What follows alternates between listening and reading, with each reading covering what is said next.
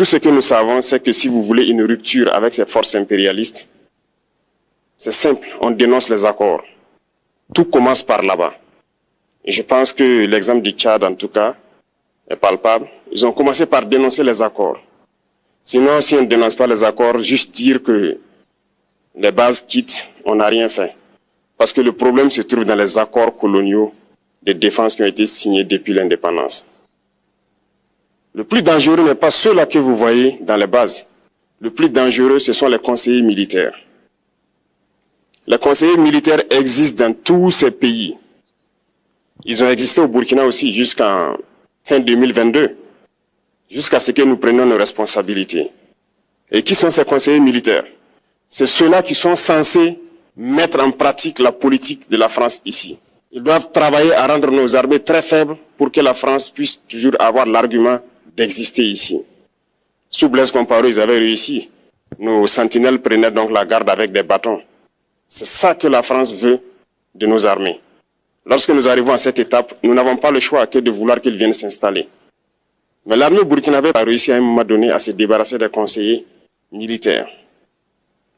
Malheureusement, je pense qu'en 2019, après l'opération au Tapuanou, où ces Français ont vu que l'armée burkinabé avait encore une capacité de réagir au terrorisme, ils ont appelé le chef d'état-major en France, ils l'ont instruit de reprendre les conseillers militaires dans toute la structure.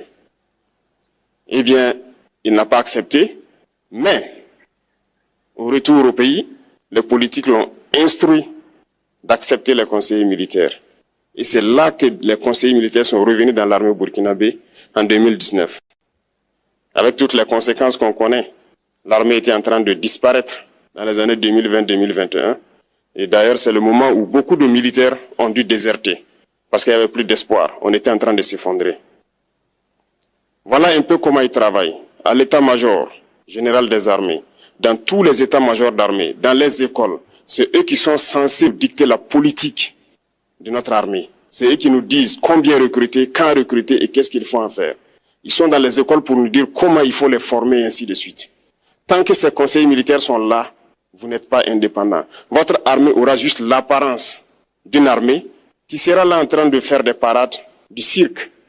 Mais lorsque viendra la guerre, vous vous rendrez compte que la parade, c'est une chose, mais la guerre, c'est une autre chose. Il faut rompre les accords. C'est la seule façon d'avoir une armée indépendante et se construire, être fort. Ibis TV, créé pour inspirer.